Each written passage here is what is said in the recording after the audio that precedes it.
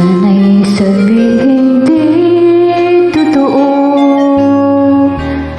at itanggi ang sari-sari kong naririnig. Kasinungalingan at di totoo